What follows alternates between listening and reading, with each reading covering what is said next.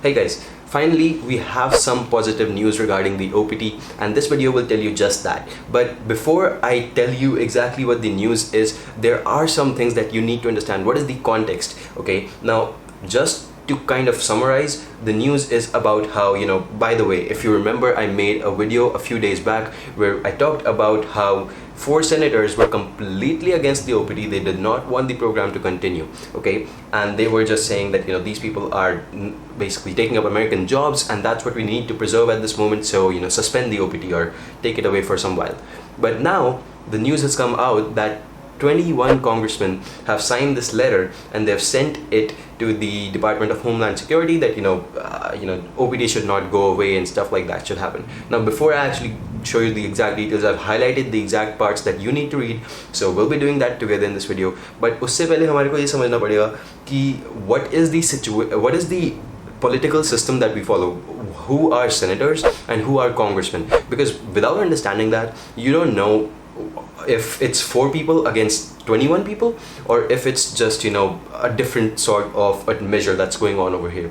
And that's something that I researched about heavily. That's why this video took a little long to make, but I think with that context, you will be able to understand exactly what is going on. Okay, regardless, before we even begin that, I want you to know that the OPT cannot go away, and that's not going to happen. I've repeated that in my previous videos, and it just cannot go away just like that. Okay, so you are secure. Still, for your knowledge, this video will give you a lot more perspective as to what is going on in the US. Okay, so let's begin. Let's first take a look at the senators, and then we'll take a look at the congressmen, like what is it and what is going on. So as you might know, the US has 50 states, that's 50 states, and each state has 2 senators. Okay, each state has 2 senators. Now, this senator can be a Republican, this senator can be a Democrat, or he can be from an independent party. Okay, now the independent part is out of the context of this video, so I'm not going to go in deep in there. But the one thing that you need to understand is that every state has 2 senators. And senators are basically very, very powerful people who have a lot of rights, which you can say the congressmen probably do not. Okay, and just to show, prove that, I'm not going to give you the exact rights. I'm not going to go really into the details because that's not in the context of this video. But we can understand over here that the number of people who are in the Congress are 435 at this moment. 435 people in the Congress. What does that tell you?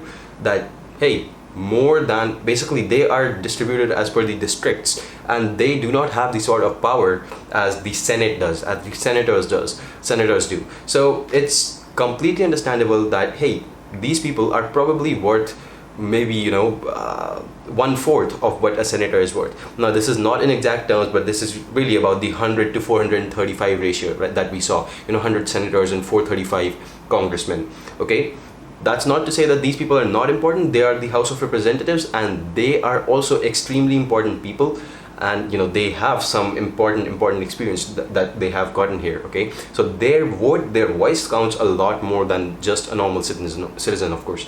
Okay, now that you understand the measures, now that you understand the ratios, okay, that there are 4 people on the senators who are against the OPT, 21 people, maybe if you just divide that by 4, that comes out to be around a little more than 5. So you can say that maybe 1 more person is interested. So this side looks a little bit more heavy to me. And the thing is that regardless of what is going on, you do not need to pay so much attention to it, but you need to know that the OPT is not going to go away regardless whatever goes on. Okay, so still, I'm going to read this letter with you. There are only a few important parts which I have highlighted so I can save up on your time. And yeah, that's what we are going to do. By the way, this letter is from the congressman to the Department of Homeland Security. Okay, so yeah, let's read. So the first thing they're going on about over here is about ensuring their nation's ability to attract, educate, and engage with the best and the brightest students and scholars across the world. So they want to bring the top talent to their country, to the US, that is. Okay, and what they want to do is they're saying that, hey, in furtherance of this goal to bring people over here, we ask your agencies to adopt a streamlined process for the OPT, and basically for the visa first off, and secondly for the OPT as well. So they already know that a lot of people's visa interviews have been cancelled. The consulates are not working right now. The embassies are shut down for now, temporarily at least, due to COVID-19. So they are thinking, that if they could do something to streamline that process, make the process less time consuming, make it shorter in terms of the amount of time it takes, that's something that is very good and that can help. That's the number one thing. The second thing they're talking about is preserving the OPT program, and they really want to show that, the international students, that hey, the OPT is not going to go away. So that these are the two things that they're going to be talking about. Okay, this was just a quick summary, by the way. So what they're saying is over here, this number 41 billion. So they're saying that international students and their families contributed approximately 41 billion to our national economy in 2018-2019. So $41 billion is not a small number at all. And you can see how, international students have a significant impact on the US's economy. Okay, so this is something that I already talked about in my previous videos, but hey, this is some letter, this is very, very official, something that you need to know about. Okay, so with the closure of US embassies and consulates, international students have been unable to schedule visa appointments. So again, they're just saying that colleges face potential 25% decline in the international students who usually come every single year. So that's going to decrease in the fall 2020 term, and that's what it looks like, at least. So they're saying, hey, streamline the processes, make it faster, make it easier for them to get the visa and come.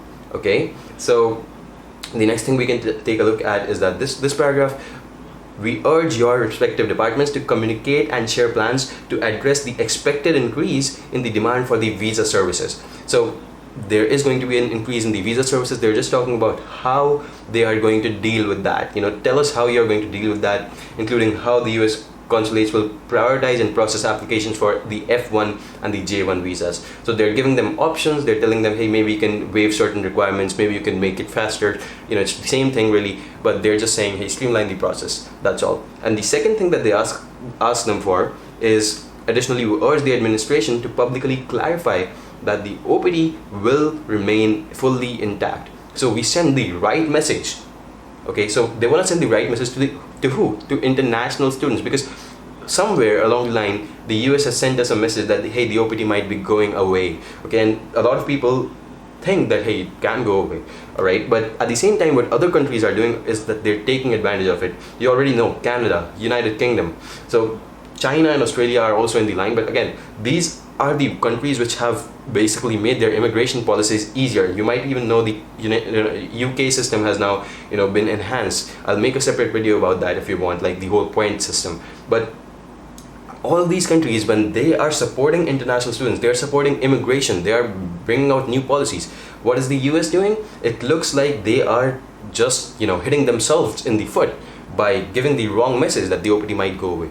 So that's one thing that we can know, that hey, 100% the OPT is not going away again, as this letter states, and you need to state that publicly. That's what they're saying. Finally, one or two more paragraphs. We are also aware that some nations may seek to exploit certain international student programs for their benefit against our national interests and against the spirit of research in American universities.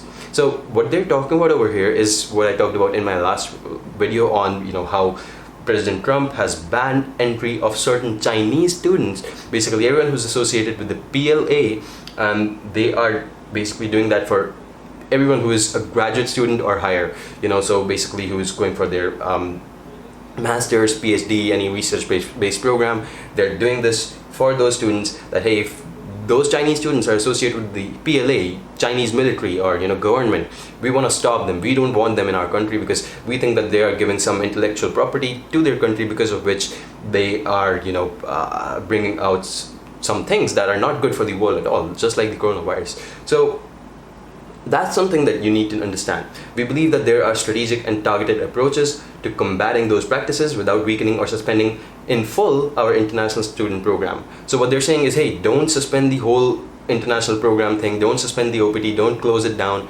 but we understand that you also want to secure our country, that is, secure the US, and in order to do that, what you can do is you can take strict measures as long as you need to for the Chinese students. Make sure that our country is protected, and at the same time do not shut down the program fully. So okay, these are the two things that they talk about in this letter. I've given you a quick summary, and then there's just signatures of all the congressmen.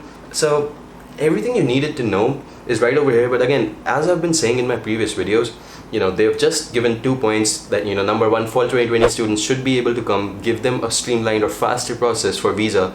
And the second is that they want the OPT to basically, be there, and they want to give the right message out in the public.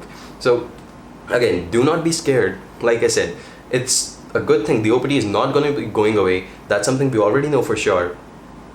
Yet, if you are still thinking of going in this term, it may be a good idea, may not be a good idea, but I would say giving the market some time to stabilize would be a good idea. Giving the market to grow a little, because see, a lot of startups have shut down, a lot of companies have laid off employees. Now if you go at this point, you will be competing against those people. Those people are not going to be getting the jobs very, very soon. So it's at least going to take 1 year for the competition to decrease from there. And if you can wait that period out, I believe it will basically help you a lot. It will give you time to sort of improve it as well. At the same time, it'll give the economy time for new startups to come out, new things to recover, like companies to hire people who they have already laid off. So with that information, I believe this is everything I wanted you to know.